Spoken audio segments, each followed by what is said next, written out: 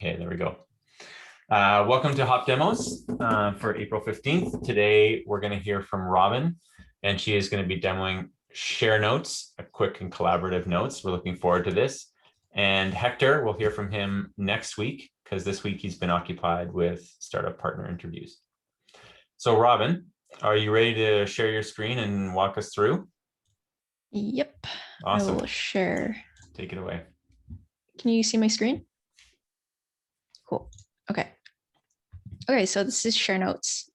What this is basically an app that lets you collaboratively edit notes that you can share to anyone. So this is like an alternative to Notion and Google Docs because I wanted something that was super simple and super fast and works well on mobile, which those apps don't have all that. Okay, so this is my tech stack. I'm just going to talk about the important ones. I chose next.js because of the server-side rendering. I wanted that because I don't want the app to load and have outdated data. I wanted to fetch the notes data first before rendering it so that you'll never see like a flash of something else before the actual data loads. MongoDB, I chose this because I wanted something that was easy for me to learn because I've never used databases before, but also flexible. So notes right now, they just have text content in them, but later they might want to add checklists, checklists, links, and images. Socket.io. So I chose this because it has rooms functionality, so I could have multiple notes open at the same time that would each have their own sort of WebSocket connection managed, and it has auto reconnect as well. I purposely chose things that were, chose technologies that I've never used before, the ones with asterisks on them, because I wanted to learn these, and yeah, it was pretty fun. Okay, so time for demo now. Okay, so I have the app open, 4 different instances of it. Let me show you how this works. So when I create a new note, it generates a note ID and it creates a note in the database. So, well, I'll show you that later. Now I can share this link and we'll be viewing the same note now. And so if we create another note, it'll have a different note ID and we'll be able to have more stuff here. So these are on like separate socket.io rooms on the back end. So let me show you the database. Oh, stupid Zoom UI. Refresh this. Yeah, so we have both our notes here. They don't have the notes value right now because each note still has users connected to it. So let me just show you what that means. I'm just going to copy this and both users will leave the note. Now there are no more users. At that point, the server will update the database. So I did this so that we aren't just constantly reading and writing from the database. So you have more stuff right here. Okay, so now I can show you the mobile functionality.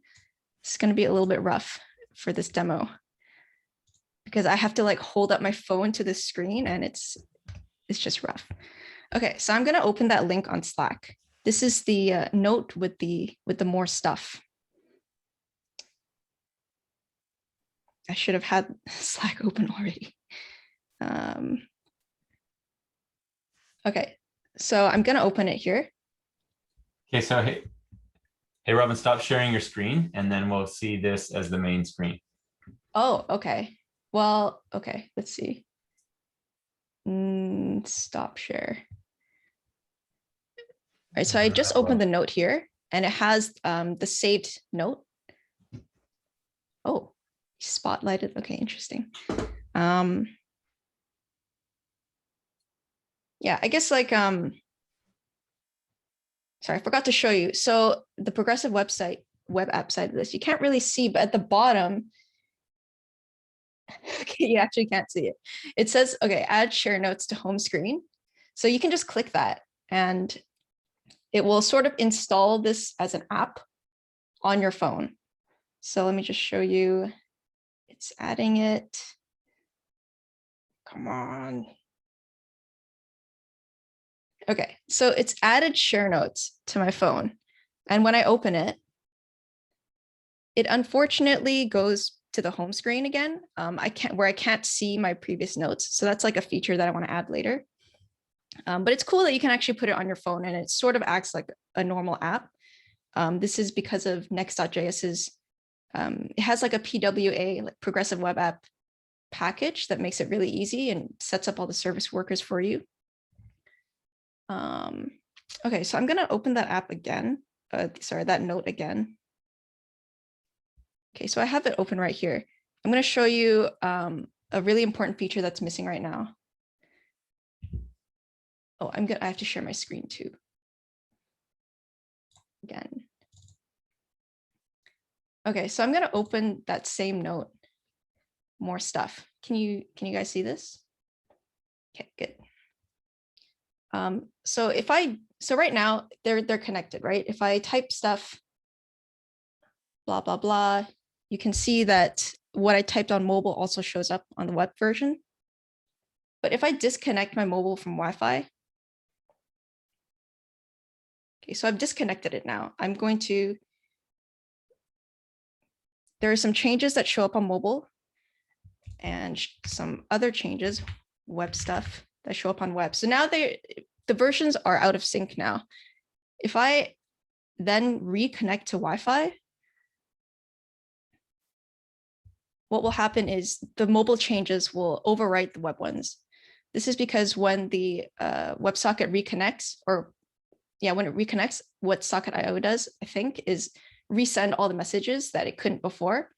So it will basically just, so how this works is it sends all the changes to the backend. The backend will just broadcast all those changes to everything else.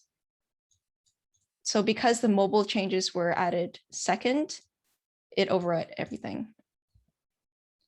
So let me go back to that Google thing. So the first next step would be operational transformation. This is what they call like the way to merge conflicts in collaborative editing. So what this would do is, it basically is like an algorithm for inserting changes at the right spots. I didn't have time to implement this. There are some packages that let you do this, but I would have had to change like the whole backend. And this was like Wednesday afternoon, so I decided against it. So these are the next steps. So this stuff is stuff that I would want to do for me to use the app for myself. This stuff is making the app good enough for like everyone else to use. So a home page that shows the previous notes would be really nice instead of just having the create note button. The backend is not deployed yet. Right now, it's just, it's running locally, and I have this ngrok thing here to create a public URL that goes into localhost. Super handy. Better UI, obviously. So right now there isn't, the server memory is like being taken up by the notes. Like because I don't write it to the database, the server just has all the note content in memory until all the users quit a note. So it would be nice to have an actual cache, because when there are so many notes on the go and the text content gets really big, like the server will probably just run out of memory. Using something like Redis might help. I haven't like looked into this too much. And then the ability to create an account would be nice too, if you want to have like private notes. And that would also, further down the line, you could see other people's, who's collaborating on your note right now, and like see their cursor with their initials on it, something like that. And then finally, different content types for notes, like being able to insert checklists, links, images, kind of like in Notion. And yeah, that's it. Anyone have any questions? Awesome. Can you start sharing your screen for a minute, and we can all give you a hand for that? Can we give Robyn a hand for her demo today? Right on. I hope there are some questions. I've got a bunch. but I'll let the audience go first. Yeah, that was great. Good job. I think like it's really cool because that problem that you're seeing with sort of the conflict resolution is really just like scratching the surface of like our super deep and really interesting challenge in distributed systems in general. And like you could just take that one thing and go for miles on it. But yeah, it's really it's neat how these like hackathons can give you a chance to see all of these different problems in little microcosms, which can be a great way to learn new things. But out of the tech that you used, is there anything that you are really interested in following up with and sort of like using in other projects? Yeah. So next.js is probably the most relevant one that I would use because front end.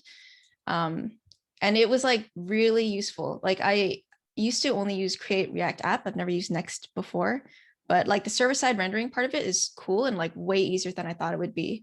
And it also comes with like, it just has like a lot of features in it that I think would cut down on programming time. Yeah, it's pretty cool. Right on. What was the biggest roadblock that you came up against? So when I switched from regular WebSockets to socket.io, I got a bunch of these like CORS errors. And following the documentation to fix these errors didn't work. And what everyone else was saying on forums was like, oh, use this version on the server and like this version on the client. Oh, try this version with these settings. And nothing worked. It turns out the way to fix it was something else entirely. And I also was having these issues on mobile, but because I couldn't see the browser console, I had no idea what was going on mobile. I recently found out that there's like a way to view the console, but I didn't know at the time, and it seemed like kind of a hassle to research and set up. I just kind of like hacked my way through. Well, in time constraints, that's what happens. But would you do anything differently? Like if you were to talk to yourself, last Wednesday, would you do anything differently in your approach? I think I would have I would have looked at the operational transformation packages and followed that as a guide, because like the whole structure of the backend was pretty different to integrate these packages. And if I followed that at the beginning and then added the other features on top, I think it might have been easier. Or it might have not been easier, but I would have had this like really important feature included. Yeah, it sounded like you were wrestling. Actually, I like what you said. You were wrestling with this idea of like, how do I try and like cram this in the last 24 hours, or do I cut it? And I think you made the right call by building something that's workable without this and presentable, versus trying to cram it in the last moment and have the whole thing not work. Yeah. There's got a question. Oh, I'm just curious, like how it seems like quite applicable to a more specific application, like a pair programming type of application. Because I mean, for remote working, pair programming, as far as I know, there are some solutions out there, but there's no D solution, right? So I think that's an area that could be interesting to explore further. Okay. Have you tried the VS Code live share extension? I personally haven't, but I've heard about it. It's really good. Yeah, that's basically the solution you're talking about there. So that is the solution? Pretty well, much. It is I right think, now. I think Robyn can still do better. Okay. Thanks. Thanks for your faith in me. I'm curious, like, was this a problem? Like, this is an itch that you wanted to scratch for yourself, or was it a problem that someone approached you with? No, this is something that I want. Okay. Yeah. Like right now I use Notion for this kind of thing, and Notion is pretty slow on mobile and super frustrating. So yeah. I love that that's where the frustration came from. And you're like, I'm gonna build this and learn some new tech along the way. And so will you, and you'll open source this? I think I forgot to push to GitHub, but yeah, it'll be public. Awesome. Awesome. I know some people might be interested in exploring your solution. Okay.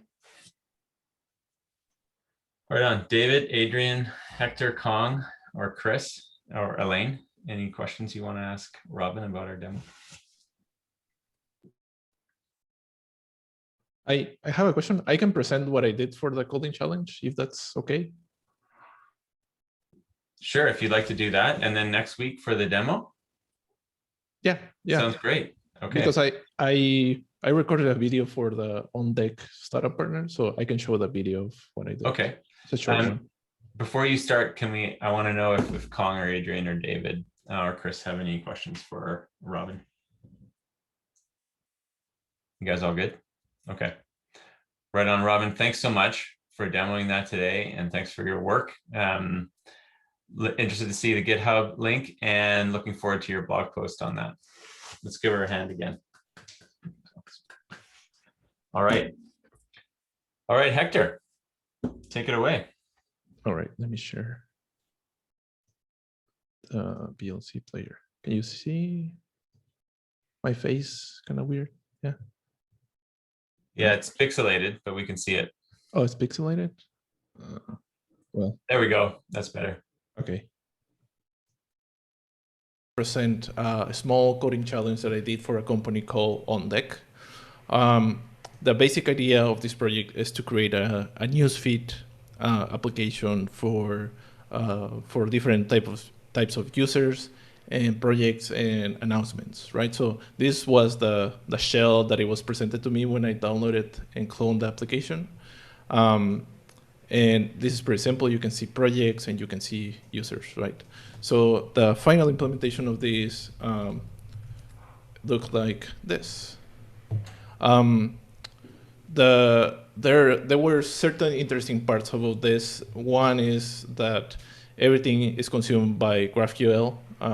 So the backend is a GraphQL endpoint. The other thing is that you can have pagination. When it was one of the requirements, having pagination. So we have this kind of infinite load here. The other is filtering. So you can filter by the type of user that you are, or by the type of users or projects that you are interested in. So you can be a founder or an angel. Here you can see projects as well, and you can click on those projects again, or you're just interested in everyone, right? So yeah, that's the final application. So now let's jump into the code in the backend. All right, let's look at the code. So here we have a Next.js application, pretty simple pretty simple format and folder structure. I didn't modify anything of the folder structure. This is the beginning of the application in the Next.js application. And here they provided already a GraphQL endpoint, right? So from there, I started building this feed. One interesting thing about GraphQL and specifically Apollo client is that there's an easy way to create pagination. And the only thing that you have to do is you structure your response in a way that complies with the relay specification. So I did that from the beginning because I knew that this project needed pagination. So here it is. I won't go into details how it's implemented, but you can find more on the Apollo website. So how GraphQL works is that you have some resolvers, and you can think as the resolvers as the controllers. So here is, for example, a way to query your API endpoint. And this feed and then user type and whatever, this is a resolver that is implemented in code, right? So here I have, I create a new endpoint, if you call it, in regular REST API. So we have the feed, and here you can see it's matches one-to-one, right? So, and this response is compliant with the relay standard. So at the end, what we have is like this feed entity that has all the information that is presented here. Then this is the schema of the GraphQL endpoint. And then here I actually implemented the feed resolver. The hardest part of this was to create a SQL query that I could filter and then I could show all the data regarding the users, projects, and announcements. At the end, I did it with a union query. So here, when we return that implementation of the relay standard. All right, let's quickly go over the front end. So in the front end, I just modify the index page, which is this one. And then from the GraphQL testing that I was doing, I just copied the query to request this data. And that was pretty much it. So here you can have the use query that comes from Apollo client. And because this already has pagination, there is an easy way to request more from the GraphQL from the Apollo client. So this fetch more, it is implemented in this button. So whenever you click this, you call the fetch more, and then you pass the end cursor, which is the cursor-based pagination. And that's pretty much it. I created some components and some like nice things that you see here, but nothing complicated. So thank you very much. See ya. Thanks for sharing that, Hector. So this was a startup. Yeah, let's give him a hand. Because one, he did the challenge, he recorded it, and then he shared it with us. So thank you for doing that. This was a challenge that one of our startup partners had asked you to do as part of their interviewing process. Correct. And I'm curious, like, was it challenging for you? The thing that it was challenging for me was the SQL query. I was telling Robyn and Chris that because the first iteration that I did is like, oh yeah, it's easy. I just do an inner join or I join or left join. The problem is that not every person or user has a project related to it. So if I wanted to show everything, right, I couldn't do it like an easy way. Then the other thing that happened is like, because there are people who were in several projects, there was duplication. And then I did a distinct query, but I know that it's not performant. So that was the challenging part. Like, how do I see the data and present the data to the front end? And the front end doesn't have to do anything, because I've been in the past where the front end is kind of smart client. And from experience, that doesn't help sometimes, right? Because you have some formatting in the front end and the back end is different. So yeah, the challenging part was how do I get the data and present it to the front end? Have you shared this with OnDeck? Yeah. They just responded. Yeah. What were their feedback? Oh, they just responded. They received it and they're looking at it. Yeah. Okay. Does anyone else have questions for Hector about his experience doing this coding challenge? Did you use these technologies before? Yeah, that's the other thing. Before I worked with GraphQL at InVision and also Next.js. So okay. Robyn asked me like, how long did it take? It took me yesterday to do it, but because I knew like 90% of the things that they were already requesting, right? So Next.js, style components, and those kind of packages they're pretty common, I think, right now on front end and back end. Okay. And Robyn, did you learn about Next.js through Hector? No. Okay. But you now know that he's an expert and you can ask him all your Next.js questions. Okay. Awesome. Right on. Thank you, Hector, for demoing. Thanks, Robyn, for demoing today.